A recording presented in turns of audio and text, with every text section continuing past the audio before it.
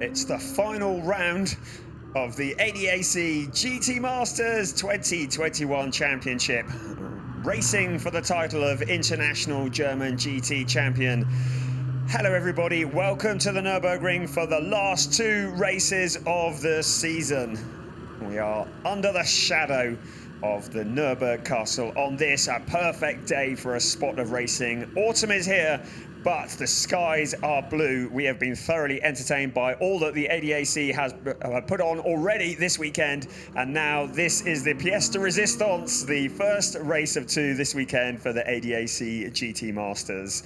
Dave Richardson, when this season started back in May at Oschersleben, if someone had told you there would be 11 drivers still in contention for the title at the last round, you would have taken that, wouldn't you? It's extraordinary, and it's some testament, if you like, to the competitiveness of everyone that is on the grid for the ADAC GT Masters. Not only does it go to the final round, but with that amount of people that could still seal the championship potentially, extraordinary testament to this great championship. Great cars, great drivers, littered with talent, lovely brands, lovely cars. Sun is shining in Nürburgring in November. Come on, this is a dream. And even better still, even better than that, love, at the front of the grid, almost all of the championship contenders are in the top 6 on the grid, with the exception of Igor Valilko, who's qualified down in 16th. We have our championship leader, Riccardo Feller, on pole position, second in the championship. Lucas Stoltz, second on the grid. The drivers that are third in the championship are in 6th on the grid. That's Matteo Jaminet, who's sharing with Mikael Ammermuller. So there is an awful lot to play for here, and all the main challengers are at the front end of the grid. This could not be set any better for a showdown to finish what has been a fantastic season for the GT Masters. We are delighted that spectators are here, able to enjoy the ambience and the paddock and everything that makes this series so successful and really, really good to see. And as you quite rightly said, you know, if you were designing a script rather than a grid, you wouldn't have written it much better than you've written the qualifying session today, which in itself was quite dramatic by virtue of the fact that halfway through the very, very short qualifying session, virtually no one had set a lap time. You know, it all came late on, didn't it? But everyone knew what they'd got to do, and actually they delivered it as well, which is why we've got such a competitive grid. Riccardo Feller, though, of course, going from pole position. Lucas Stoltz, the car that we're looking at now, he shares that with Maro Engel. Goes from P2 on the grid, then it's Mirko Bortolotti and Sven Muller and Raffaele Marciello, Matteo Jaminet. I mean, just so many names of such good drivers. So the grid is beginning to be cleared now, this fantastic way we have of starting the ADAC GT Masters races. And we have 2 more to do before we round out the 2021 season. And leading from the front will be this man for Motoplast by Land Motorsport, Riccardo Feller. And he has been at the top of the points championship along with his co-driver Christopher Mies, the former champion in GT Masters, the 2016 champion, who is looking to add to that with another title. I would remind you that going into the last round last year, the drivers that were third in the points championship went on to win it, which shows you that anything could happen, and probably will. The SSR Performance Porsche was the car that time, and it had Mikael Ammermuller and Christian Engelhardt at the wheel. Well, Engelhardt is not in the championship hunt this year. He's a bit further down the points championship, but Mikael Ammermuller and the SSR Performance team are very much in the running, and they are just 17 points off the lead of the championship. So the engines are running a little bit earlier than we would normally anticipate, primarily because there will be 2 formation laps instead of the usual 1 on account of the temperatures. The track is chilly, the air is chilly, and the drivers have been given an extra lap to generate heat into the tyres and into the brakes. It is a gorgeous autumnal afternoon here at the Nürburgring. We are under the shadow of Nürburgring Castle. The Nordschleife is positioned just to the side of us, a track that has so much history and so many memories to it. As the cars pull away on their formation lap, it's a track that is the second shortest in the calendar for the ADAC GT Masters at just 3.629 kilometres around. Some squeaky brakes on that car. 11 turns, 4 to the left and 7 to the right. About 7 metres, nearly 8 metres of elevation change.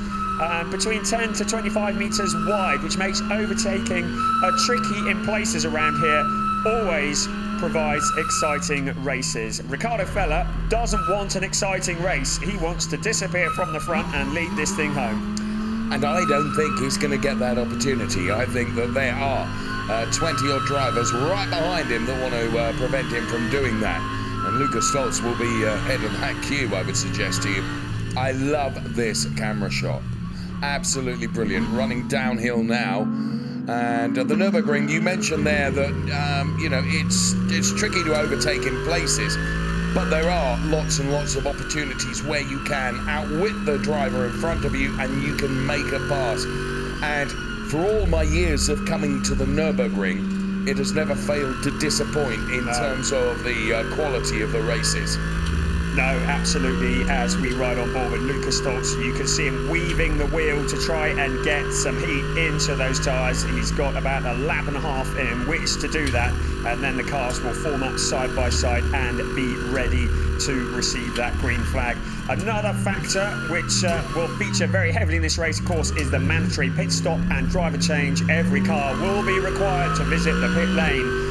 There will be a 10-minute window. It will open 25 minutes into the race, and during that window, every car will need to visit the pit lane for a mandatory stop and driver change. Let's have a look at the starting grid for this race 13 of this 14 race season. It's Riccardo Fella on pole position. Championship leader was second in the championship. Lucas Stoltz starting alongside. It's Audi versus Mercedes. Mirko Bortolotti in the Lamborghini, a real return to form alongside Sven Muller. Then Raffaele Marciello, do not count that man out, alongside Matteo Jaminet in the car that is the defending championship SSR Performance Porsche. Max Paul lines up alongside Christian Engelhardt, outgoing ADAC GT Masters champion. Joel Eriksson, great qualifying from him, lines up P9 alongside Rolf van Eycken, who got a win last time out at Hockenheim. Then Tim Zimmerman alongside Jesse Krohn, and they've had a disappointing season in the grand scale of things in that BMW. Charles Witt, a long way down the grid for him, alongside Mike David Ortman, who's just come fresh from winning the GT4 race prior to this one. Kim Louis Schramm, alongside championship contender Igor Valilko, a long way back, a lot of work to do from there. Then it's Yusuf Owega alongside Lucas Sandro Treves and all Audi row 9. Row 10, Henrik Still and David Jahn, Mercedes and Porsche alongside each other. And then to row 11 is Jeffrey Schmidt in the Soul Corvette alongside Ilya Earhart, who lines up 22nd on the grid in the Audi. Row 12, Simona Di Silvestro, the only lady driver on the grid, alongside champion Daniel Karlvitz. And then bringing up the rear, it's Florian Spengler in the Car Collection Motorsport Audi. We are very, very shortly going to be getting ready to go racing. The car's currently up on turn 7, heading towards turn 8 as we get ready to start this race. You can see the sun shining through the windows there, and this has been an issue with the GT Masters races later in the day than they have been in previous years, and a lot of the drivers complaining that the sun is right in their eyes, and that'll be something that will no doubt unfold as this race goes on. You can see the point situation there. It is oh so close. 25 points for a lead. Points also on qualifying tomorrow morning. And there are the rest of the championship positions scrolling through. This safety car now pulling away from the field. It'll be Riccardo Fella who dictates the pace. Lucas Stoltz will need to be alongside, and then it'll be Mirko Bortolotti and Sven Muller on that second row, and they will be looking to anticipate. This is going to be very lively indeed. Race 13 of a 14 race season, the penultimate race of the 2021 season for the ADAC GT Masters. The 4 red lights are on. When they go off, we will be ready, and they're holding for a very long time. And still, the red lights are on, and we are go. Here we go. And finally, it was Jesse Krohn. You saw him ducking to the inside, but it's Riccardo Fella who leads into turn 1. Now Lucas Stoltz drop back a little. He's got together with Mirko Bortolotti. There's going to be carnage on the corner. Championship contender Mirko Bortolotti pointing in the wrong direction, and that was as a result of Stoltz dropping back. Now Stoltz challenging Riccardo Fella. So, high drama, 1, 2, 3 in the championship, and running 1, 2, 3 in the race, because Matteo Jaminet is already up into 3rd place. The defending SSR Performance Porsche, Lucas Stokes will want to get past Riccardo Fella as quickly as possible, because that Porsche is going to be nibbling at his heels. Riccardo Fella fighting for all he's worth to keep Stokes behind him, but that Mercedes is looking mighty. And we got drama further back as well. It's another of the Lamborghinis that looks like bodywork damage on the GRT Grasser car. That's the number 82 with Tim Zimmerman at the wheel. So lots of action up and down the pack. Tim Zimmerman looks like he is going to have to come into the pits very early, and maybe his afternoon might even be might be over early. We saw Jesse Krohn ducking out in the BMW. And that is under investigation for an inaccurate grid position, so potentially a jump start for him. Drama up and down the pack at the moment. Leader in the championship, Riccardo Fella, leader of the race. 2nd in the championship, Lucas Stokes is 2nd, and 3rd in the championship, Matteo Jaminet is 3rd. I thought the start was a bit shabby, if I'm honest with you. But thankfully we've been able to get the first lap in the book without having to have a stop, which I am not convinced. This might change things somewhat now, though, because around is the number 63 car driven by Marco Mappelli and, of course, Mirko Bortolotti, which we saw in strife earlier on. You can see where that car is stricken. It's on the exit of turn number 1. There's absolutely no way that car is going to be able to be left there, I would have suggested. So now you can see under real pressure is Riccardo Fella from Lucas Stoltz, who needs to get this done early on, because, as you quite rightly said, he's got Matteo Jaminet right behind him. And it's really, really intriguing that Jaminet taking advantage of everything that was breaking out around him right at the start of the race. Well, Jaminet started 6th and just kept out of trouble. And that's how you win championships, isn't it? They're defending champions, 3rd in the race, and I can see a penalty lap board being waved, and that is for car 10, and that's for an inaccurate grid position. Jesse Krohn. So Jesse Krohn, we saw him duck out.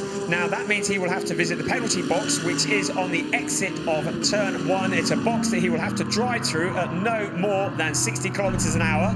It's about 200 meters long, the box is, and that will be the penalty that is awarded to him, and will, I imagine, he will lose a good couple of places as a result of that. You can see him moving to the inside, getting ready for this. He'll need to put the hazards on. There's bodywork bouncing across the track from somebody. It looks like from Charles Weert. So Charles Weert missing a corner of the car, and that could easily be awarded a meatball flag. Right into the penalty box it goes. Jesse Krohn, you can see he's lost several places. That's not a great time for him to take that, because the cars are so bunched together. So Jesse Krohn feeling the wrath of the steward early on in this race. So then, as the cars continue, Riccardo Fella now beginning to stretch his legs a little bit from Lucas Stoltz, who in turn, of course, is having to defend from Matteo Jaminet, and also the hard-charging Christian Engelhardt. Whilst Christian Engelhardt, defending champion, not in the championship fight this year, still wants to finish as high up the order as he can. And, you know, he'll be under absolutely no inhibitions whatsoever to, you know, take out the cars ahead of him so that he can move up the order. Now, this is the start.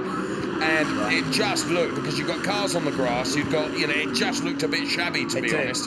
I think it was triggered a little bit by Lucas Stokes not really getting away, and you could see that Jaminet went out very wide to avoid the carnage, and of course you saw Bortolotti getting turned around, and that will effectively take him out of championship contention. Marciello in there as well. I somehow squeezed around there. He's currently in 6th place, so he didn't gain anything out of that, but he hasn't gained any damage. That's the good bit. The 99er Sven Muller was involved there as well. I don't know if there's going to be any penalty. I think it's just too many cars into too small a place, really. Well, maybe so. Yeah, maybe so. And it's always fractious right at the start of the race, isn't it? Where you've got all those cars going into turn 1, which is always a pinch point here at the Nürburgring. It's like a hairpin, the right-hander, and you're running downhill as well. And, well, you could feel the hit on Mirko Bortolotti then, couldn't you? He's lucky he didn't get somebody collecting head-on. It's a blind corner, isn't it? It was good awareness from all the other drivers being able to avoid, to be honest. Right, this is a nice slow-mo here. Thank you to our producer for that. And actually, Muller. He did come out wide now. But I think Muller has been pushed by a train behind. I agree. Yes, so we can see that actually Raffaele Marciello is under investigation, as is Muller, for that incident. So I wonder whether someone was actually pushing Marciello as well. That's certainly what he will probably say. You've just got a train of cars all steaming in. Marciello, who had it not been for run-ins with the stewards at most weekends, would probably be leading this championship, may well be having another run-in with the stewards before this day is over, because he is certainly involved. I was looking to see who was behind Marciello. It's still debris on the track. Yeah, and I thought we were going to get a safety car, I have to say, but clearly they've managed to move the Bortolotti car. Look at the debris as you run over it. Now that could so easily cause a puncture, couldn't it? Yeah, absolutely. Well, Marciello now challenging Rolf Nyken in the GRT Grassa Lamborghini. And as you say, running over the debris, we could easily see a tyre shredded. We've seen it already this afternoon in various other categories. Very easy to do with shards of bodywork over the track. Raffaele Marciello looks to have the legs on that Lamborghini round the outside with relative ease, I would say. He hung on there, didn't he? He used that outside line to his advantage. And Rolf Nyken was defenceless, in all honesty. He'd got so much confidence in the grip available to him that he was prepared to go around the outside. That quickly becomes the inside, then the outside again. Wherever he put that car, he has been able to maintain that grip and put himself into the P5 position now, and put Rolf Nyken back to P6, and now he's beginning to leave him, as indeed is Riccardo Fella over Lucas Stolz, because he's got 1.5 seconds. And that's exactly what Fella needs to do, just stay in front of the two cars behind him. They are his championship challengers. In all of that, we have lost Sven Muller. We saw him in that incident. He started 4th on the grid, and he has been listed as 3 laps down and into the pits. So Sven Muller, a casualty, along with Tim Zimmermann and of course Mirko Bortolotti, who stands there, and his body language probably says it all. And Mirko Bortolotti out of the race, out of the championship. Marco Mappelli is going to get a relaxing afternoon, because he's not going to get a drive. Look at the state of the front of Hendrik Still's Zach Speed Mercedes. So a lot of cars being in the wars. And we're looking back from Kim Louis Schramm, looking back at that Zach Speed Mercedes. I'm trying to work out if that's damaged or whether that's part of another car wrapped around the front of that. I actually think it's the bodywork. Is it bodywork from another car, or is it just a hole? Job to know, isn't it? It's a bit neat if it's just a hole, but there was some damage to the front of Kim Louis Schramm's car as well, in my opinion. Of course, no, it's damaged. It's definitely damaged. It's almost like someone has taken a knife and cut that square perfectly. But Henrik Still has actually gained out of Henrik Still has gained reasonably. He's worked his way up through the pack and is currently in 9th place, so it's certainly not affecting his pace. Right. So he has got Charles Viet behind him, who is also minus bodywork. So it's stock car racing around the circuit here this afternoon at the Nürburgring. Pure entertainment, and it's definitely got a... We said it in qualifying, we say it again, it definitely has a sense of end of term about it. You can see bits falling off the cars as they bump over the curving. This is the opportunity to tell you about the race laps of Wales in Africa. You can see that graphic on the corner of your screen for each completed lap. All GT Masters vehicles. BWT and ADAC are jointly donating €4 to the Be Water mission. And there's an awful lot of money that has been generated this season so far. That is going to be handed over, and it will be to build wells in primarily rural areas of the Gambia and in Tanzania to ensure access to clean drinking water. A wonderful initiative from BWT and the ADAC jointly. And you see the running total will appear on the corner of the screen throughout this weekend. Back to the race. Riccardo Fella leading from Lucas Stolz, Mathieu Jaminet, Christian Engelhardt, Raffaele Marciello and Rolf Nyken. Max Paul is in P7. He's also been in the wars, as has Kim Louis Schramm, Hendrik Still, Charles Viet. I can't think of any of those cars that haven't got bits of bodywork hanging off them. We're on board with Florian Spengler then, running in that P21 position at the moment for Spengler. Right. Mike David Ortman is running in P18 at the moment, and the reason I'm mentioning him is he had to hot foot from the top step of the podium in GT4 into the GT Masters, so he's got a busy afternoon as we continue to look at Florian Spengler, and you can see how the sunlight really affects you. coming through the windscreen of the cars, the new late afternoon race time for the ADAC GT Masters, visibility sometimes becomes compromised just a little bit. And you get a sheen coming off the track as well, which bounces in the eyes. The reason we're looking at the number 69 car, Florian Spengler, currently leading the trophy classification by 39 points over Ilya Earhart. Now, Earhart is currently 11th on track. Spengler currently 21st on the track and 4th in category, but Spengler really just needs to keep it pointing in the right direction and bring it home, and he will clinch the trophy championship. It's all going on a little bit further back. Jesse Krohn, who had served that penalty, currently in 12th place, but there's a fight going on behind. Yusuf Owega, David Yarn also in there, and also Joel Eriksson. And Eriksson in the Porsche is mixing it as well. And look at that, there is the Callaway Competition Corvette of Jeffrey Schmidt, currently there as well. And it's a constant battle to keep up with the place changes here. It's all happening. Yeah, big gaggle of cars there, each of them trying to fight for their part of the tarmac. We focus on the battle between Ovega and Jan then, and you can see the lap evolution over the last 3 laps that Jan has been quicker. It's all very well being quicker, you've got to find a way by, and thus far that has been denied. Well, shortcut in the chicane, as you can see there, as there's plenty of action going on through the chicane. Now, the thing is, by using that chicane well, you can set yourself up for a move here, possibly going into the final turn, but more likely going into turn number 1. Just the momentum you get off that chicane, it can really, really help you. This is the battle of the 13th that we were focusing on. Yusuf Owega make that 14th because Joel Eriksson has found a route past. But Yusuf Owega, a graduate from the GT4 category into GT Masters this year, has shown very well. He's running alongside former champion Patrick Niederhauser. We were riding on board with Lucas Stoltz, and now we're looking at Lucas Stoltz from the perspective of Matteo Jaminet, the defending champions. SSR Performance, are they still going to be the champions at the end of tomorrow? In the championship standings, they are 20 points off in 4th place, but there's not a lot of points between them. GRT Grasser currently lead the championship standings in the team championship ahead of Montplas by land. That is likely to change if things stay as they are now. And a black and white flag to car 33. And team Talksport WRT, excuse me, are currently 3rd in the points, 9 points away from the championship lead. Out of indigestion there, Kim Louis Schramm then being shown the black and white flag. I'll teach you from eating so much. And that is a black and white flag is for track limits at turn 10. It is only a warning at this point. Look at this. Ricardo Feller has got a margin of 3.5 seconds. As you can see there, Matteo Jaminet just trying to sell something of a dummy to Lucas Stoltz. And trying to join in there as well is Christian Engelhardt too.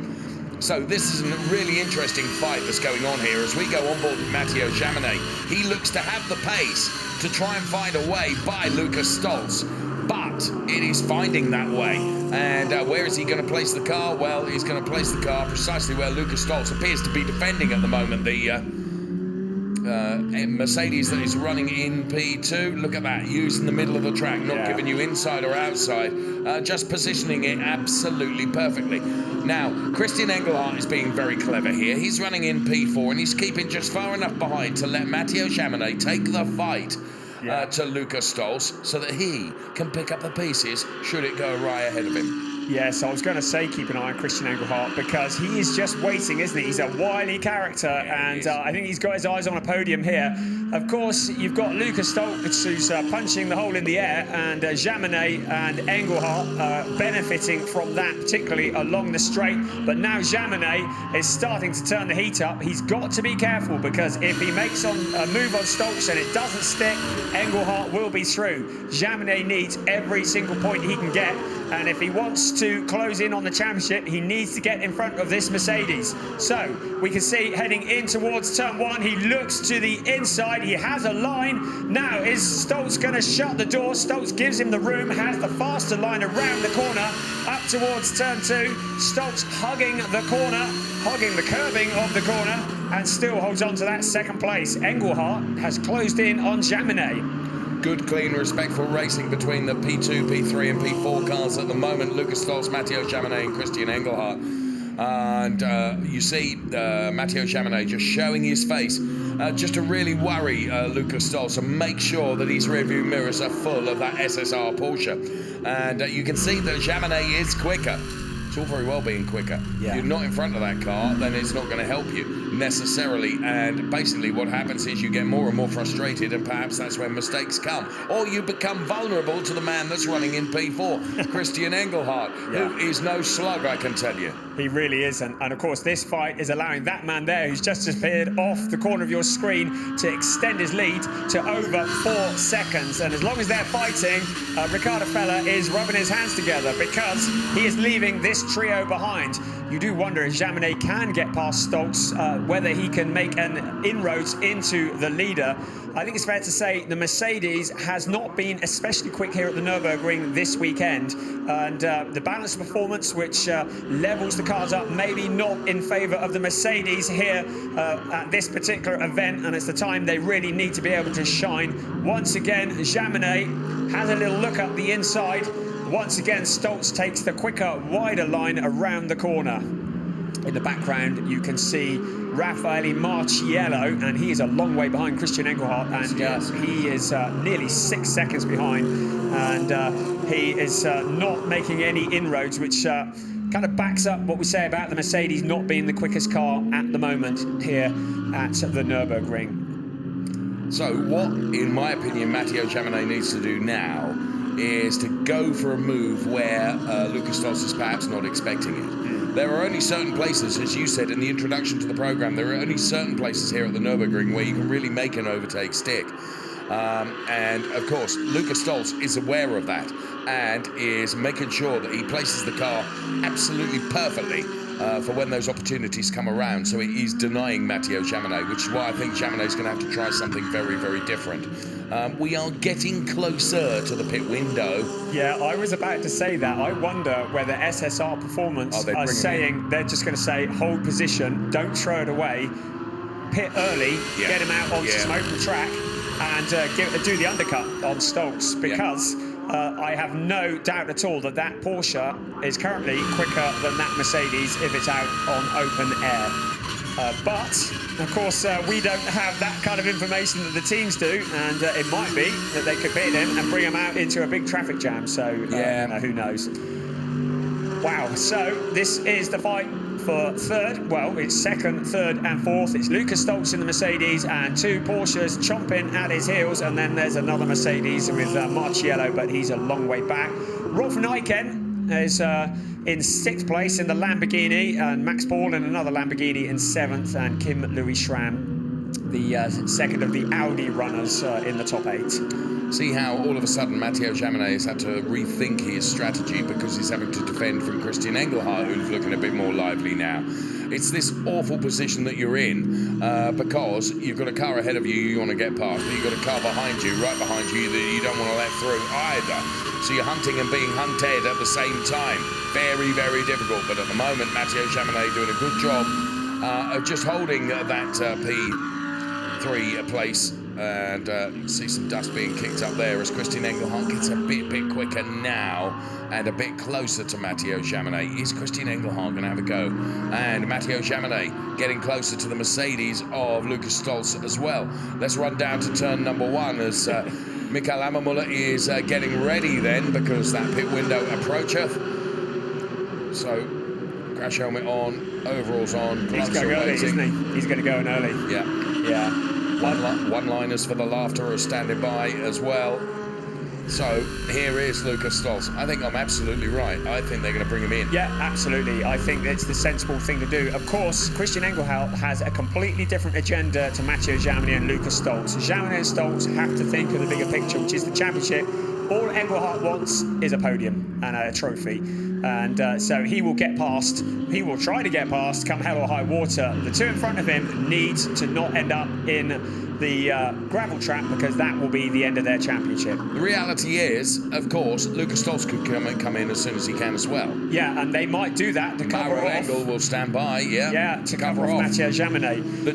the teams all look at all the different parameters and what could happen, what could not happen. And you can see the Monteplas by Land team. A lot of discussion there. Of course, Ricardo Feller leading the way by 5.6 seconds, and he will be handing over to Christopher Mies. Ricardo Feller, who has put it on pole position 3 times this season.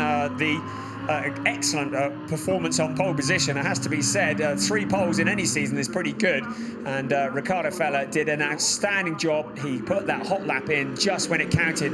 Now Mathieu Jaminet has dropped. Yes, Engelhardt has found a route past her. What happened there? I wonder if Jaminet, having been so close to Stoltz, has had a bit of a moment. I don't think so. I think Christian Engelhardt was much, much closer to him, and he's just found a way by. Here it is. Yeah, we're about to find out. So a gap on the inside. And he goes through at the chicane. Wow. To be fair. Yeah, now there may be something the steward wants to say about that. That didn't look altogether within the track limits, if really I'm honest with you. No, and I should think that the SSR team are probably on the radio to Sven Stopper as we speak, saying, hang on a second, mate. He came through. So you can see that he has got past, and that is whether that position sticks remain to be seen. Mikael Ammer looks on. Now, the fact that Christian Engelhardt has got past Mathieu Jaminet may change the team's tactics in terms of a pit stop. All of that has allowed Lucas Stoltz to break clear just a little bit. And car 75 has been told he has to fall back behind car 92. So we wondered if the steward might get involved. So the steward has decided, and a good sensible move by the steward, nothing too dramatic. You can see that Jaminet just moves past, and Christian Engelhardt doesn't quibble about it. Nice and quickly allows Jaminet through to take that position away, and now he's got to do it all again.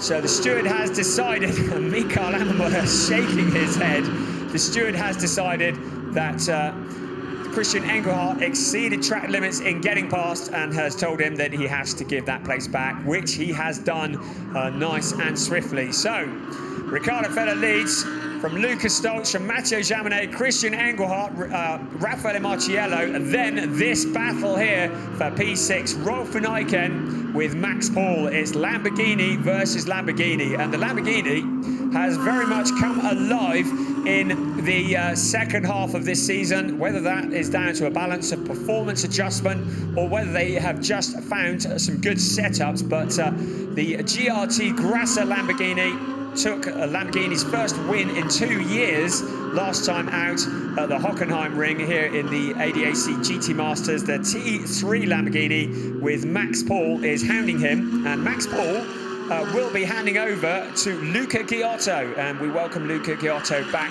for the second time this season, and he will be co-piloting that car. And of course, Rolf van Eycken, he is a wily old dog, a very experienced driver. We were only reflecting earlier that he is a driver that has featured in many different championships and making his presence felt. He won along with teammate Frank Pereira at the Hockenheim Ring, race 2 last time out, and is very strong in that Lamborghini. But Max Paul looks to be the quicker of the two, and he's lining him up. So Ricardo Feller still leading the way. It's Lucas Stoltz in second, Christian Engelhardt, who was told to give that position back by the steward, and Mathieu Jaminet up into third, Raffaele Marciello in 5th place, Rolf van Eycken in 6th with Max Paul for company. This looks like Jesse Krohn, and getting down and dirty with one of the KUS Team Central Bernard Porsches, Joel Eriksson indeed. So yes, both drivers are not scared to do a bit of panel rubbing. Rubbing is racing, so they say. I'm just thinking, how is this going to affect the drivers? Because the pit window is about to open. Visibility, actually, in our commentary studio here, as the sunlight is reflected off the TUV Rhineland Tower right into our faces. Of course, we're experiencing exactly what the drivers experience at some parts on the track. Yes, absolutely. And It is very low in the sky. I mean, we are running later in the season than originally anticipated. Of course, this Nürburgring round was meant to have been in August, and because of the dreadful floods, it meant that it got put to the end of the season. As we see Max Paul move to the outside, but Rolf and Eichen into the pit. So the pit window is open. Keep an eye on the little P's at the side on the graphic. If they're grey, it means the driver hasn't stopped. If it goes to a darker colour, it means the driver has stopped. If it goes red, it means they're in trouble because they've gone below the minimum pit stop time, which is 70 seconds from pit entry to pit exit. If the driver goes below 70 seconds, they will pick up a penalty. And the pit stops, and you can see the sunshine in the eyes as they head down there. Yeah. The pit stops very heavily regulated. Only 2 crew members. And blimey, there's somebody running across there. I'm not entirely sure that's allowed. 2 crew members allowed to work on the car at any one time. A number of other restrictions as well. And we have seen many a driver slip up during the pit window. The engine has to be off. The driver is out. He helps the other driver in. There will be 2 crew members working on the cars. Of course, tyre change is not allowed unless they've got punctures and issues in that area. You can see that all bar the top 14 cars are now into the pits. What is going to be really interesting, they're heading towards the chicane now. Who are? Lucas Stoltz, Matteo Jaminet and Christian Engelhardt. And we're going to keep an eye to see if they are going to come in. There is Marco Holzer standing by. So Marco Holzer is standing by. Who of those 3 that are running for that P2 place are going to come into the pit lane? Well, I'll tell you.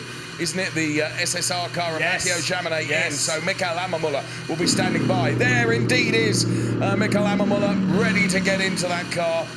And this is exactly what we predicted, that they would come in, get out of the traffic. In theory, they'll be able to get back out, and I'm sure the team have worked it out, get back out onto some open track, put in some hot laps, and do the undercut on Lucas Stoltz. And even, well, it'll be a bit difficult to do it for Riccardo Fella because he is 6.7 seconds to ahead of second place.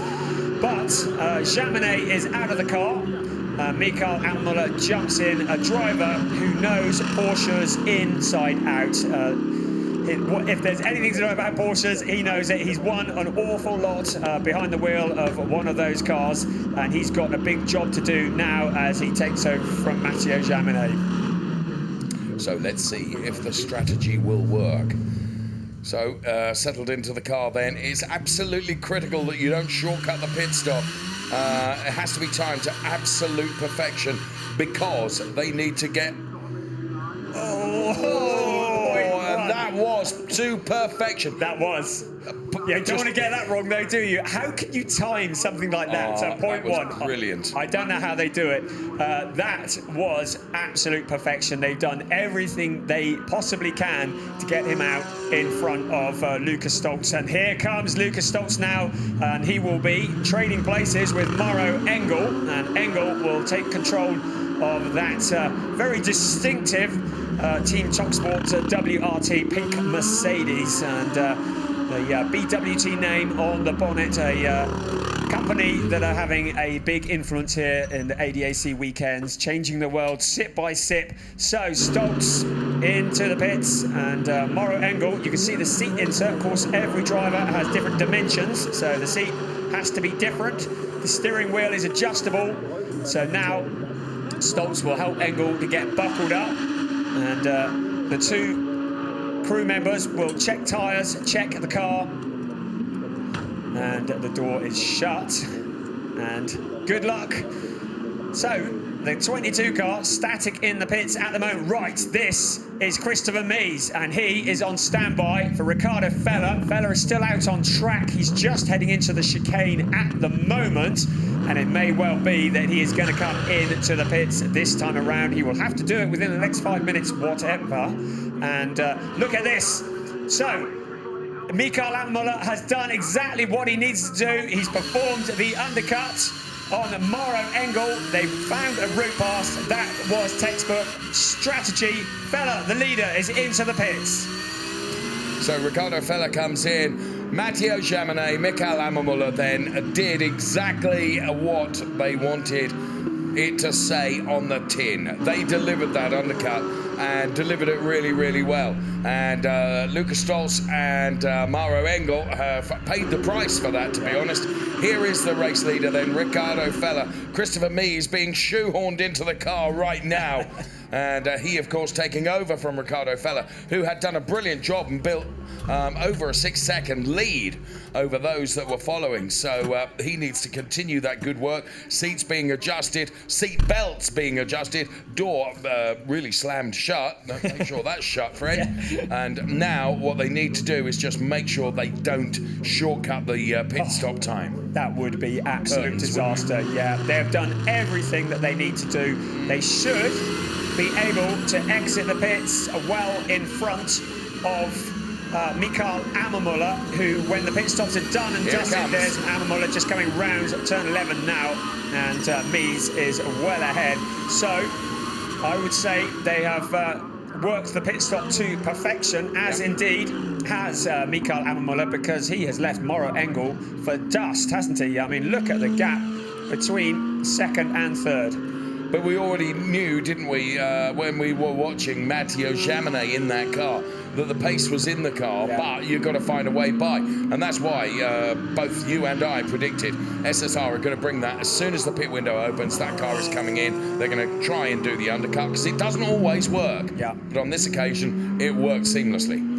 They still have a problem in front of them, though, and that is in the shape of a Monteplas by Land Audi, because that's the car they need to finish in front of if they want to be the first team ever to successfully defend their title in the ADAC GT Masters. And you can see a little bit of bodywork being shed from Mauro Engel. I'm trying to actually work out who that was, because that is not the SSR car, is it? We don't have...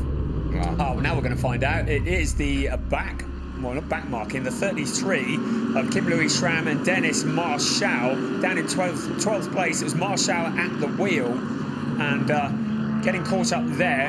It doesn't look like there's been any major damage. We saw what looked like a little winglet or something flying off, but I wonder though, with that winglet off, whether that has hampered the performance a little bit, and that's why the gap between Ammermuller and Mauro Engel is as big as it is now. Whether perhaps, I mean, you know, we're talking about a gap of 2 seconds that's been built in less than 2 laps, Brian. Right, here comes our race leader, Christian Engelhardt, into the pits. He is going to be giving way to Thomas Preining in the KOS Team 75 Bernhard Porsche, the team run by the legend that is Timo Bernhard.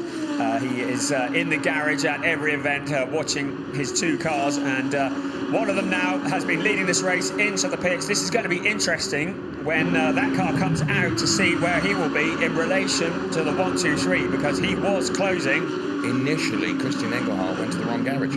Yes, I thought there looked like a bit of hesitancy there, and that would have probably cost him a few valuable tenths of a second, and I'm not sure whether they can allow for that with the stopwatch to get him out any quicker, if that makes sense. But we will see how that all shakes out. It's Henrik Still who takes over the lead of the race, but of course he has still got to stop. Jeffrey Schmidt in the Callaway Competition Corvette, and that's a car that has been rebuilt by Callaway twice in the last few weeks because they cannot find the missing pace in it. They are so frustrated that that Callaway Competition Corvette doesn't have the pace that they were hoping for, and they keep rebuilding it, and I think they'll be pleased just to get out of the season and get into 2022. You can see that the 75 car, Thomas Preining, is out of the pits. He rejoins. Now here comes Mikael Ammermuller. It's going to be close, but Ammermuller has got it. But could it be that Mauro Engel is going to lose another place as a result of the pit stops? And Preining holds that racing line. Now the car is going to be a little bit colder because it's been stationary in the pits. This is going to be the only opportunity that Mauro Engel has to get past the Porsche. But it looks like he has done enough. It looks like Thomas Preining is going to hold on to that position. So the pit stops will have seen Mauro Engel and Lucas Stoltz drop from 2nd to 4th when the pit stops are all done and dusted. You're right. You could almost see the anxiety on Mauro Engel's face as he came down the start-finish. And, well, Thomas Preining is making that car plenty wide enough, that's for sure. He's defending that position. Mauro Engel's car, of course, is right up to temperature and right up to speed, whereas Thomas Preining's had to regenerate that heat into the car, but he's doing a very good job of defending that position. Mauro Engel, at the moment, is not able to find a way by, and now the car is up to speed. You can see that Thomas Preining is beginning to break away from him. He's going to struggle. Right, the 1, 2, 3 are now into the pits. The pit window is closed, so that's Henrik Still, Jeffrey Schmidt and David Yarn, the last of the drivers to pit. There's Joel Eriksson. Looking on at all the hard work that he has done and seeing, of course, there are 2 KUS Team 75 Bernhard Porsches in the race, the number 74 and predictably the number 75. There's a number that's appropriate if ever you saw one. Christian Engelhardt, Thomas Preining in the 75 car, Joel Eriksson and Marco Holzer, who's taken over the 74 car. Marco Holzer is sitting in for Dylan Pereira, who is currently out in Bahrain in the World Endurance Championship. So Marco Holzer, who we saw in the Team U Sportwagen Technique Porsche earlier on in the season, is currently filling that seat. Under investigation, I spotted this. Car number 75, incorrect arrival at pit stop station. Yes, that's what you spotted. He went, we think, to the wrong pit and then drove through. It could be that all that hard work is going to come to nothing, and it could be a visit to the penalty box. Well, who knows? But one thing's for sure is that Mauro Engel will be wishing everything, and I expect maybe the Team TalkSport WRT team might be on the pit on the radio to the stewards. Fair point. A very fair point you make there. So it is Mauro Engel that we're watching now in that Mercedes. You can see Thomas Preining disappearing up the road, and of course everyone having done their mandatory pit stops now. It goes back to the 23.5 minutes that remain of the race proper, as the race order, when the cars have all factored in their pit stops and have crossed the timing line. We go back to the real deal in terms of who is P1, 2, 3 and 4. We're on board with Christopher Mies for the Audi R8 LMS car, of course, which was driven so well, if I may say, by Ricardo Feller right in the first half of the race, and Christopher Mies maintains that and maintains the gap of some 6.4 seconds over this man, Mikael Lammermuller, who is P2. Thomas Preining, P3 on the road, but he does have that sword hanging over him of that investigation of the incorrect arrival at pit stop station. I'll tell you what, if they do want to appeal any penalty, they've got a good one, because I'm looking out of our commentary box window along the pit lane, and you are blinded by the sunshine in your eyes. And he will say, I couldn't see my pit box because of the sunshine. I'm sure of it, actually, because it really is very low, the sunshine. And as the cars come down the pit straight or the pit lane, right into it. It's right into the sun, and it is blinding, and all you can see is silhouettes. And testament to that is just looking out the window, and we can see that ourselves. You make a very good point, and I'm sure they will use that in their defence barrister lineup. It was this way, my lad. Right, so Christopher Mies then rounds the final turn. You might get a good example of just how difficult it is. No, we switch to the camera that is effectively looking up the pit straight now. The prediction of the points, it's like this. Christopher Mies and Ricardo Feller would be on 193 points. Mauro Engel and Lucas Stoll 17 behind on 176, with Matteo Jaminet and Mikael Lammermuller P3. And that course would take Maxi Buch and Raffaele Marciello out of contention. I think realistically they are out of contention anyway. It would take some fairly extreme circumstances for them to get back in it. Well, actually looking to see where they are on the track. On P5, they're not that far back. They have looked at Thomas Preining and Christian Engelhardt with regards to incorrect arrival at pit stop station, and they have decided a black and white flag is adequate enough. So there you can see that warning being put on the screen in graphics for you. Black and white flag is but a warning. It carries no penalty, Brian, so it's as we were. I'd say that's very sensible. Sven Stopper, retirement here, who is our race director for this, so he's chief steward, and that's a very wise decision, I'd say. Yes, that's the number 69 car, Marcus Winkelhock. He took over from Florian Spengler. Now, Florian Spengler really just needed to finish this race to tie up the trophy category. It doesn't look too hopeful. Puncture. Oh, dearie me. So we said that tyre changes were not allowed unless there is a puncture, and that clearly is what the issue is there.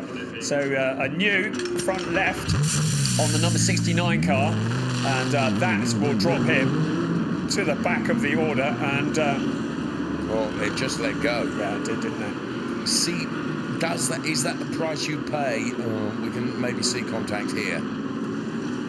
Well, it was, yeah, possibly. It could be. And there's debris flying around. Yeah. I mean, there has been debris around the track, Brian, hasn't there, from the various skirmishes that we've seen during the course of the race today. Yeah, there are very few cars that haven't got some kind of damage on them, and there is an awful lot of debris, shards that can cause all sorts of problems scattered around the track, and it is just bad luck for Marcus Winkelhock in the car collection Motorsport Audi.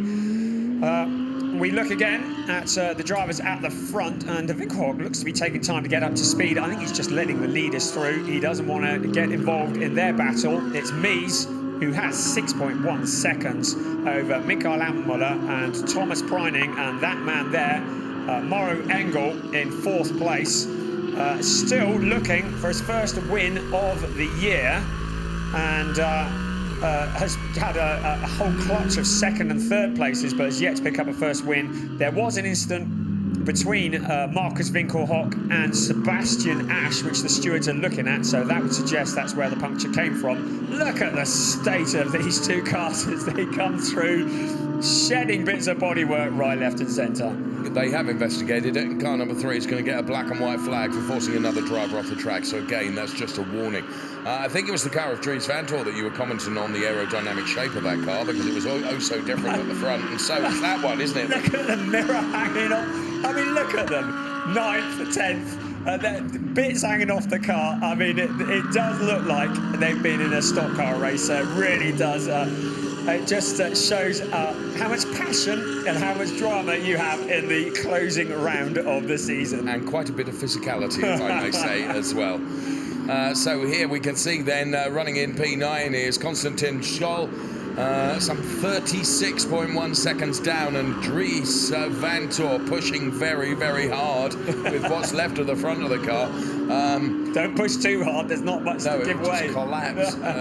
Dries Vanthoor, such a fine driver. You can see how much quicker he is than Konstantin. But again, it's this age-old problem. To convert P10 into P9, you've got to find a way by the big car that's ahead of you. And at the moment, Dries, for all his skill, has not been able to do that. No, and Dries Vanthoor, who is very much, along with teammate Charles Witt, the hot property at GT racing, not had the kind of year that he had anticipated in the legendary WRT Motorsport team. You can see how hard he's trying, but it drifting around the corner. I can guess the handling of that Audi's not quite how it came out the showroom. You might be right there. You might be right. Is he going to be able to have a go going in towards the chicane? I don't think it's quite close enough unless he can build the speed. But this is where the Mercedes is strong, in my opinion, Brian. And look who's in the background. Nick Yellerly, who took over from Jesse Krohn. Yellerly, who has become something of a master of working his way back from further down through the pack. The swan song of the BMW M6 this weekend, of course, to be replaced by the M4 next year. But Yellerly says there's life in the old dog yet, and also in the car as well, and he's proving it as he closes in on Dries Vanthoor. And again, you can see the amount, awful lot of money being raised for the water mission. We told you about that earlier, and there's a big check that's going to be presented at the end of this weekend in the Wells for Africa fund that has been generated here. Well over 45,000 euros, an extraordinary amount. Very well done, a great initiative. Using his initiative, or trying to, is Dries Vanthoor then, trying to find a way past Scholl ahead. And still lap after trying. Just look at the damage on the front of the Mercedes, followed by... Look at the damage on the front of the Audi. The front of the Audi. And what have you got lurking behind the BMW M6 GT3 car of Nick Yellerly, which is not to be sneezed at. Not only would it be rude, it would be a mistake, because Yellerly knows how to drive that. And as you said, he's got a habit of just when you think it's all over, oh no, it isn't. The Audi is going to be replaced by the Evo 2 version next year, the R8 Evo 2, so they're not too worried about protecting the bodywork at the end of this. They've got to get through tomorrow's race as well, because the last race of the season is tomorrow afternoon, and teams are going to be busy overnight replacing panels. Konstantin Skoll in P9. Cork in a bottle, isn't he? He really is, and you can't help feeling that if Vantor can get past, he will be gone, as indeed will Nick Yellerly. And behind Nick Yellerly is Pierre Caffer in another Audi. But I think the BMW is looking very strong as he moves to the outside. Yellerly on the outside of Dries Vantor and tries to go round the outside. He's going to have momentum, and but Dries Vantor clearly fighting back. Now Yellerly to the inside. Dries Vantor looks to shut the door. I thought he was going to cut across for 1 minute, and I think Yellerly very wisely backs out of it. He spent far too much time pointing in the wrong direction this year already, and he remains down in 11th place. There are 7 cars stacked up behind the car that's running in P9 at the moment. Yes, it's very much the cork in the bottle, as you already said. Konstantin Skoll in P9, just holding on for all he's worth and doing everything that he needs to do, making that the widest Mercedes in the whole of Germany. Dries Vantor and the queue of cars behind. The Corvette is in there as well, and that has got Marvin Kirchhofer at the wheel. Patrick Niederhauser is behind, and then there's Marco Holzer in the Porsche. Something's got to give. We've got 14 minutes plus 1 lap of this race remaining. Surely it's not going to stay like this. I think not. I think not. Right, there is the SSR Performance car of Michael Ammermuller. And is it me or is Thomas Preining getting closer? I think Thomas Preining is getting closer. And Ammermuller, again, in the championship hunt, he sees his main championship rival ahead of him. He really needs to hold on to second place if he wants to still be in contention for this championship come the end of tomorrow's race. And as we've said already, Thomas Preining, he's just in it for the glory, and he wants every place he can get. He doesn't really care too much about points. The Monteplas by Land team, look on, they all look fairly chilled to me, don't you? Think so. The Monteplas by Land team, of course, who are leading this race with Christopher Mies at the wheel of that car there. Hasn't missed a beat. There's a little bit hanging off the back. And yet another car that's been in the wars, and but nothing too dramatic. He took over from pole sitter Ricardo Fellow during the pit stop.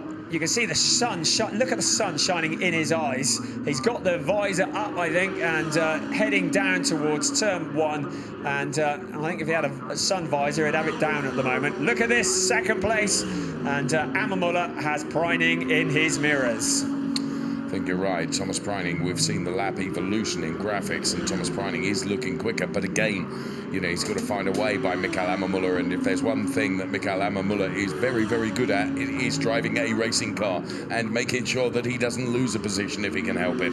So that ain't going to be easy. 4 tenths between Ammermuller and Preining. And then here comes Konstantin Skoll in P9 with behind Dries Vantor, Nick Yellerly, Pierre Caffer, Marvin Kirchhofer, Patrick Niederhauser, name but a few. And no one has been able to unsettle that Mercedes yet, Brian. No, and Patrick Niederhauser, who you saw just ducking out of the queue slightly, of course, he is running for the Phoenix Racing team, who are situated but a stone's throw from this circuit, just across the road, and would dearly love to move forwards. 14th place is not what he had in mind when he came into this weekend. First place is what this man had in mind when he came into this weekend. Christopher Mies in the Monteplas by Land Motorsport Audi. He's taken over from all the hard work done by Ricardo Feller. It's a team sport, and look at the sun in his eyes, blinding him as he heads down towards turn 1. And great shot, the splitter cam, and you can see how bright it is. If he had shades, he'd have them on by now, I should think. Into turn 1. And continuing his lead, it's down to 5.6 seconds. I'm not sure that Ammermuller is necessarily closing in, as Mies probably just saving the car, bringing it home. I think you're right. Got 11 minutes plus a lap to do. Oh, and I thought almost Nick Yellerly now on the inside of Dries Vantor. So, going into turn number 1, Dries Vantor is going to be on the outside here. Nick Yellerly on the inside. Dries does manage to close the door once again. Konstantin Skoll is able to breathe a sigh of relief. And, what happened to Konstantin there? A bit of a lock-up, wasn't there? And he shortcutted the chicane across the grass, gravel, bits of curb as well, and some mud for good measure. And then Nick Yellerly, because Dries Vantor was disposed by that point and was on the wrong line, well, you could see that Nick Yellerly was going to try and get to the inside, which again is what he's done. And all of these drivers battling to get ahead of that Mercedes that is ahead of them. I wondered if Constantine Scull might pick up is out on the grass.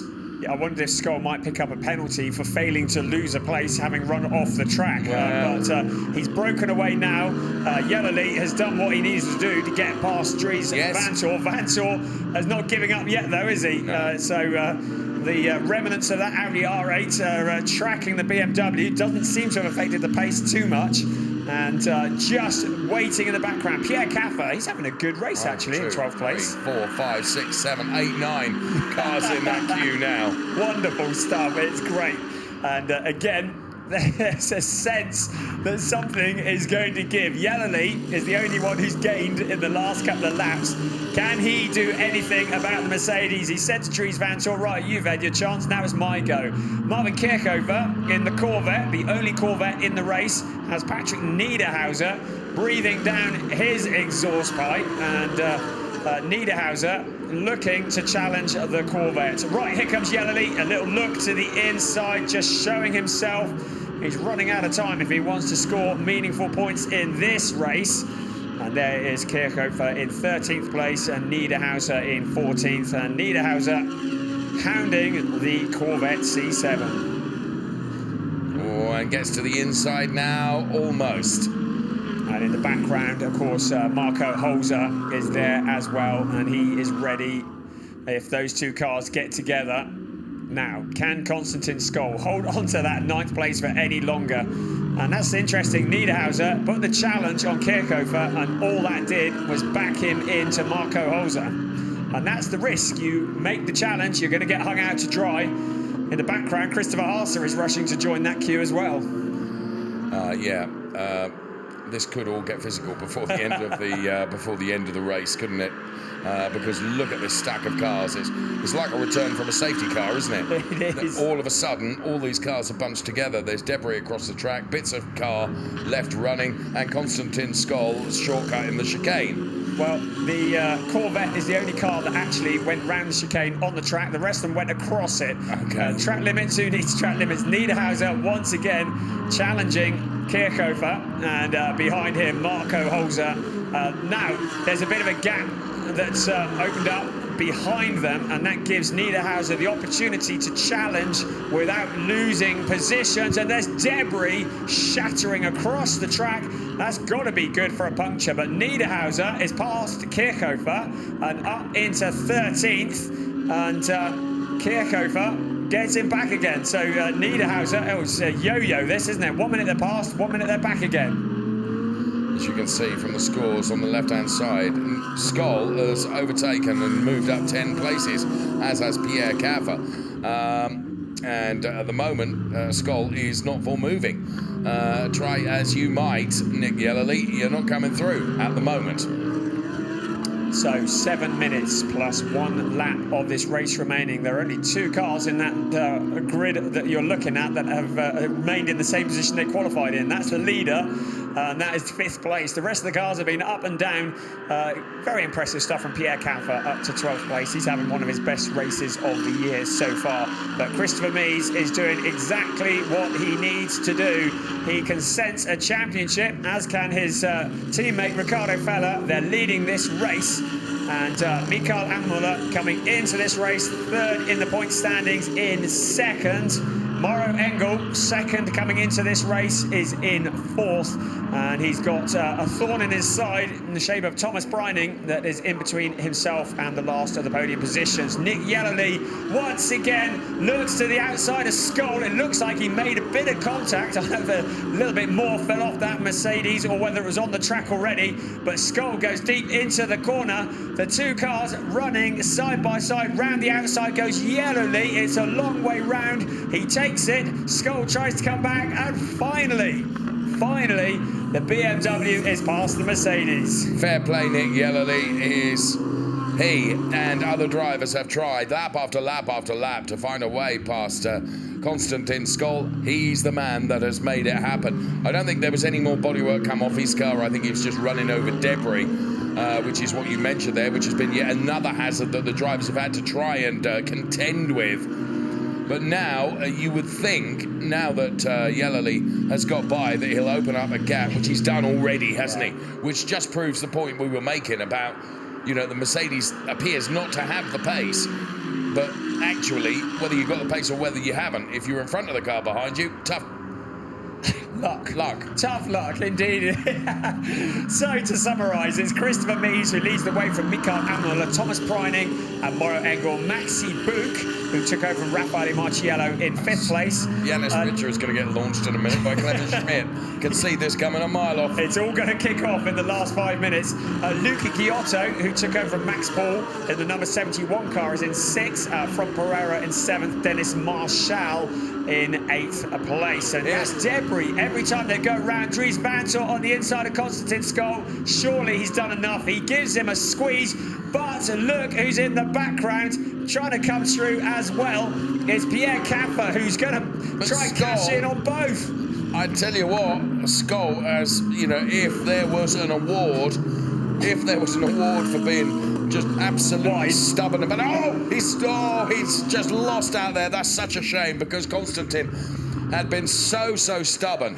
And the team are loving that. You can see them laughing. Goodness me. This is going to open the floodgates. Suddenly, it's game They're all on. through, aren't they? Yes, absolutely. So, Vanthoor is through. He's in 10th place. Whether it's a little bit too late to do anything about Yelali, they are scrapping over the last few points in the race. You can see that Skoll just went wide out of the corner into the evening sunshine, and Dries Vanthoor is through. The Zakspeed Mercedes, which is looking distinctly second-hand, is relegated, railroaded further back. Of the fact that the team almost laughing because it's been such an effort to get past the legendary WRT team. Finally, something to clap about as Vanthoor moves up to 10th. So here is our race leader then. We've not seen or heard too much from him. Why? Well, he's 5.5 seconds up the road, and Christopher has got it all seemingly under control. Mikael Ammerle and Thomas Preining are a bit closer together than that, just 0.6 between them. Let's ride on board with the car. The Ricardo fella drove in the first part of the race, but it's now being piloted very well by Christopher Mies. He heads up towards the chicane now. First left-hander, then right-hander, and he has the audacity to use the tarmac. Well, I never did. So Mies from Ammerle, Preining, Engel, Buch, Giotto, Pereira, Marshall, Yelali and Dries Vanthoor. That is the top 10, but 5.3 seconds to the good is this man, Christopher Mies. Let's see if he's increased that margin now as Mikael Ammerle crosses the timing line and breaks the beam now. It's 5.7. Yeah. So we are into the last 2.5 minutes plus 1 lap of this race. The car's still running over debris, and nothing is for certain. Christopher Mies needs to not run over any debris, because that could seriously change the championship outcome. There's an awful lot of it scattered around this track. He currently leads. Evening sets in here at the Nürburgring. The light is fading. The headlights are on. It's always like the Nürburgring 24-hour race, isn't it? As the light fades. Mies leading Ammerle and Preining. It'd be good to see Thomas Preining back on the podium. It's been a while since we've seen him. Oh, no, it isn't. It's only been 2 races. I saw him at the Sachsenring. I forgot about that one. But another driver who knows Porsche inside out. A real legend in his own lunchtime, Thomas Preining. And currently making it 2 out of 3 Porsches in the top 3. So, 1.5 minutes left, and then there'll be 1 lap added on. So, I would suggest Christopher Mies just needs to avoid any mechanical issues, any dramas, and especially any punctures. And there is Ammerle bumping over the curb. Preining going quite wide out through the corner, but holding on to it. But it's Christopher Mies with a minute left of this race, plus 1 lap. Mikael Ammerle a long way back, then Thomas Preining, then Mauro Engel, then a big gap back to Maxi Buch in the background. You can see Marcus Winkelhock, but he is a lap down. And there is the 75 car of Thomas Preining. A good afternoon's work for him. and his teammate Christian Engelhardt. We're into the last minute of timed racing, and we're looking at the fight for second place. Mikael Ammermuller, he needs to keep it on the track and not get involved in any dramas because he has a championship at stake. Thomas Preining has nothing to lose and he will be throwing everything at it in the closing stages of this race. Ricardo Feller looking fairly chilled, although inside he's probably not quite so chilled. He put the car on pole position. He's led every lap apart from when the pit stop window was open. He's handed it over to Christopher Mies, and now Christopher Mies leads the way over Mikael Ammermuller. And the light really is starting to fade very quickly here. Here comes Christopher Mies out of turn 11, and very shortly he will be into the final lap of this race. Onto the pit straight he comes. The last lap board is held high. We are in the last lap of the penultimate race of the 2021 season of the ADAC GT Masters, racing for the title of International German GT Champion. And the League of Supersports cars continue to entertain. Christopher Mies onto his last lap, and Maxi Book, I'm not sure if he's waving out the window or what, but probably welcoming some of that cloud which blocks a little bit of the sunshine in the eyes, and it is starting to cloud over, and there is the rumour that we might actually see a little bit of rain here for tomorrow. That could liven things up, couldn't it? But as things stand at the moment, it's dry, and it will remain dry to the end. It's Christopher Mies who is into turn 5 on his final lap of this circuit. He has done absolutely everything. It is going to be a maximum point score. That will be 3 points for pole position and 25 points for the win. That's exactly what he and Ricardo Feller needed to do to put this championship to bed, and it will be getting very, very close, because after this race they really will have one hand on the trophy. Mikael Ammermuller, defending champion in the SSR Performance Porsche, has nothing that he can do about that Audi. He sees in front of him. Mies can now almost cruise across the line. Out of turn 11 he comes. The checkered flag is waved in front of him. It's Christopher Mies who wins alongside his teammate Ricardo Feller for the Monteplas by Land team. Race 13 of this 14 race season. Now that championship is starting to look a distinct possibility. The SSR Performance team, well, not a poor showing by any standards, but that championship gap has opened up further, and they have got an awful lot of work to do tomorrow. They now need the Monteplas by Land team to drop the ball if they want to retain the championship. And when you start relying on others and things to happen to them, it becomes much, much worse. It's not in your own destiny, is it? No, absolutely. And I should think that Mies and Feller will go to bed tonight with a fairly contented feeling, having done all that they have. They have extracted the most out of the day that was possible to. They're at the lead of the championship, so all that's going to do is open up the championship for them. This also helps Ricardo Feller, because in the junior championship, he is well ahead of Kim Louis Schramm. After this, Kim Louis Schramm was looking down at where the 33 car, so that has finished third in category in the junior championship. So Ricardo Feller will have strengthened his hold on the junior championship as well, and I expect that Monteplas by Land will be, well, it will be at the top of the team championship as well. So really, the champagne corks, well, we don't want to pop them too early, but tonight there will be some celebrations. So we watch then as Christopher Mies brings that car back ahead of Mikael Ammermuller and Thomas Preining. Those the drivers that you're going to be seeing on the podium, of course, with their respective driving partners as well. And Christopher Mies and Ricardo Feller did not put a foot wrong in the entire race. Here is confirmation of the result. It's Ricardo Feller and Christopher Mies taking a victory in the Monteplas by Land Audi ahead of Mathieu Jaminet and Mikael Ammermuller in the SSR Performance Porsche. Christian Engelhardt, Thomas Preining, a strong race through to third place ahead of Mauro Engel and Lucas Stoltz. in the Team TalkSport WRT Mercedes, and you do feel as though Engel and Stoltz are now starting to lose their grip on this championship. We should hopefully get a points update shortly. I have got my abacus out on the desk, but I think I'd rather leave it to people more competent than me, and we will get an update on the points very, very shortly up on your screen, and we will be ready for what will be the last race of the season tomorrow. You do yourself a disservice, abacus. Oh no, counting little grains of rice. Here he is. Got the shoes and socks off, mate. So into the pit lane they come, and the light really is fading here, isn't it? I keep going on about it, but it's much later in the season than originally anticipated here at the Nürburgring. There's a replay of Mies collecting that checkered flag as the cloud starts to move in. Ammermuller second, and they just did everything right. Led every lap apart from during the pit stop window.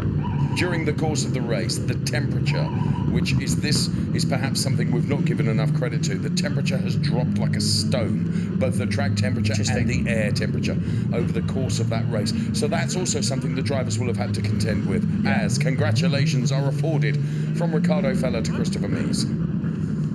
So the Monteplas by Land team celebrating with each other and those two drivers, and they couldn't have hoped for, well, they could have hoped for more. They could have hoped that Ammermuller hadn't finished in second, but all they've got to do tomorrow is, so I say all they've got to do is repeat today. We have yet to see repeat winners on Saturday and Sunday this year. In fact, we haven't seen that for several years, but if they can finish in front of that car there, then the championship will be theirs. And even just finishing slightly behind it will be enough. And suddenly, Ammermuller and Jaminet have got what is starting to feel like a steeper mountain to climb. Thomas Breining out of the car, along with Christian Engelhardt, and they are both delighted with that. And you can see that, well, Mikael Ammermuller, he's never one to express his feelings very much at the best of times, and very, I'd say, contemplative, maybe, just thinking to himself, what have I got to do to get in front of that Audi? I've got one race to do something about it. Of course, it'll be Ammermuller who will be doing the qualifying tomorrow. Yes. It'll be down to him to get it at the front of the grid. Anything less than probably the first couple of rows is going to be a real problem for him. 10 of the 12 races, make that 11 of the 13 races this season, have been won from pole position. Grid positions are everything, and Ammermuller will need to get out of bed tomorrow, refocus, and get that Porsche on the front row.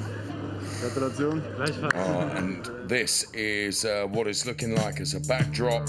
We see the sunset, but here's the driver's classification.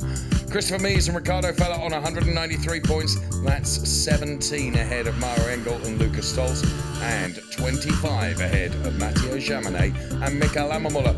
By my reckoning, Brian, and you'll correct me as you so often do, there's a maximum 28 points available tomorrow. That is correct. So we wave goodbye to Maxi Buk and Raffaele Marciello. You are going home, as indeed is Mirko Bortolotti, Igor Vililko, Jules Gounon, Frank Pereira, Rolf and Eichen, all now out of the running in terms of the championship. So it's now the focus just on those drivers. Christopher Mies, Ricardo Feller, Maro Engel, Lucas Stoltz, Matteo Jaminet, Mikael Ammermuller. 6 drivers in contention going into the last race. Won't be that car there. Thomas Breining and Christian Engelhardt, they were running just for glory in 3rd place, but that car there still in contention, but 25 points behind. That is a mountain to climb for the SSR Performance Porsche. 2nd place today, not quite enough for Mikael Ammermuller and Matteo Jaminet. What was plenty enough today for Ricardo Feller and Christopher Mies, though, was the top step of the podium in the Monteplas by Land Motorsport Audi R8.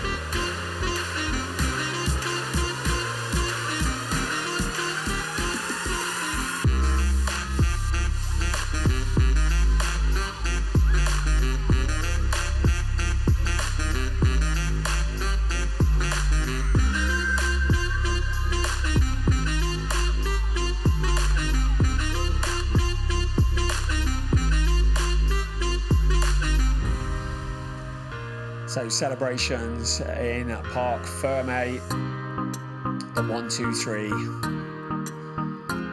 And you can see Christopher Mies, the 2016 ADAC GT Masters champion, is on the edge of making him a 2-times winner in this series.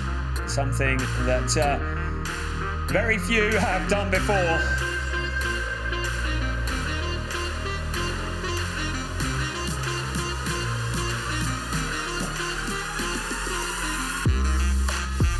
So some more slow-mos there, and you can see the SSR Performance team, and never before has a second place been greeted with so little celebration, I would say.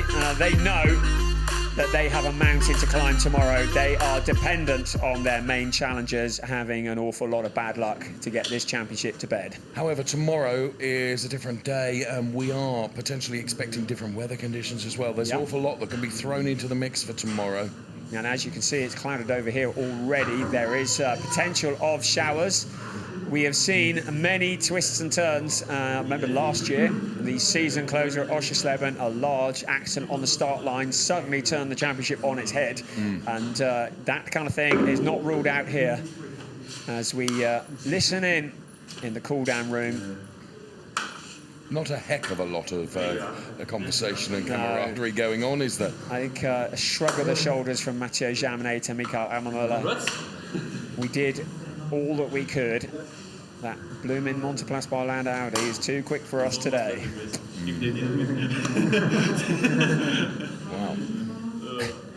Wow. Well, smiles and laughter from Jaminet. Not so much from Mikael Ammermuller. No. And to rub salt into the wounds, there's replays behind of yes, celebrating, yes. Yes. They can't get away from it.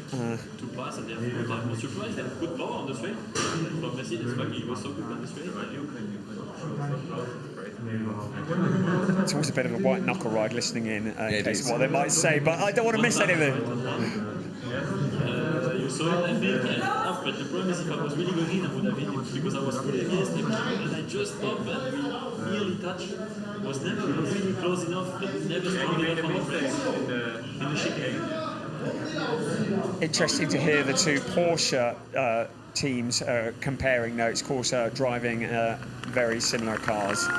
So, this is the podium ceremony, and the drivers that are standing on the top step will be euphoric, taking their 3rd win of the season. Now, the second driver pairing to have won 3 races alongside those drivers there who are settling for P2 in this race. They have won 3 races this season as well.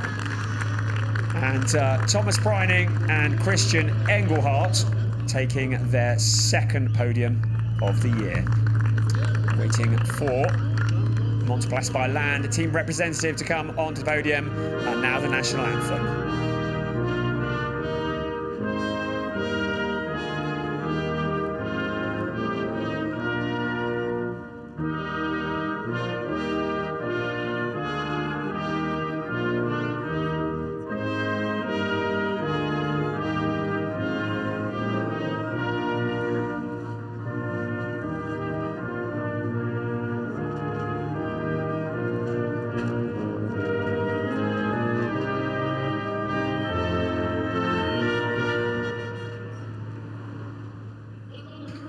So the national anthem fades out, and the podium looking resplendent. You're going to catch a chill, love. Wolfgang Wagner Sachs, then the president of DMSB, makes the trophy presentation to our race winners. So Christopher Mies and Ricardo Feller with that victory punch in the air with their trophies. Nice trophies as well. Yeah, they are. They are. You distract them, I'll nick them. Mikael Ammermuller looks lethargic and thoroughly fed Lars up. Suchka making that trophy presentation to Mikael Ammermuller and Matteo Jaminet and Hans Werner Albrecht from HWA. Nice hat, Hans. He makes the trophy presentations to Thomas Preining and Christian Engelhardt. So photographs to be taken And then the celebrations will start. And that's the trophy for Motorcross Nika Volta. Bob Farah. Bob, race winner. Olympics. Fantastic. And the quick pose for photographs. And mouse in the commentary box. Right, okay, and there we go. Trophies held aloft. Well, not quite, but... No. And now the celebration starts. Yeah, you can run for cover, mate. Your bottle's on the wrong side of the podium. That was race... He's been properly mullered. He has had... Oh, he's going to smell lovely after this one. Race 13 of this 14-race season is done.